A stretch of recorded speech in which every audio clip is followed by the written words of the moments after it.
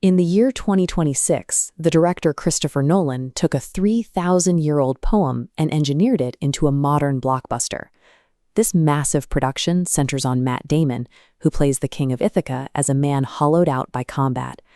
Critics describe the result as a breathtaking mechanical feat, though the film's 3-hour runtime feels more like an endurance test than a narrative journey. By stripping away the gods to prioritize logic, Nolan's version inadvertently highlights why the unexplainable, literal magic of the original epic poem is so incredibly difficult to replace. Nolan treats cinema as a precise mechanical operation.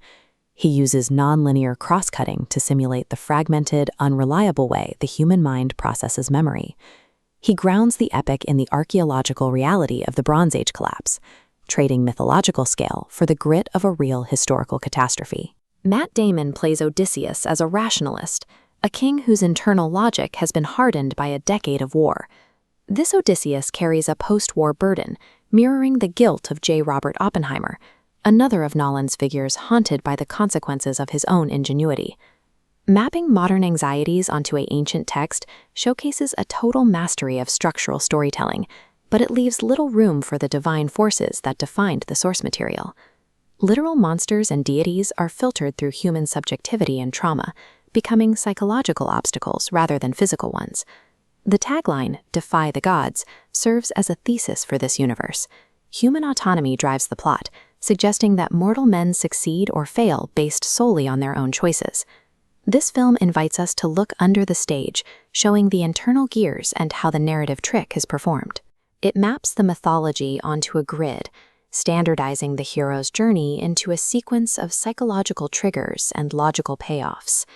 This level of rationalization creates a brilliant thriller, but it risks creating a sterile vacuum where the awe of the original myth lived. Homer's poem comes from an oral tradition built on memory and improvisation, never intended to meet modern standards for logical consistency. In that world, the magic is unapologetic. Enormous cyclopes, blood-drinking shades, and vengeful gods are presented as literal realities. The poem doesn't stop to explain the science behind its monsters. The supernatural simply exists as an indifferent force of nature. Homer's goal was to cast a spell.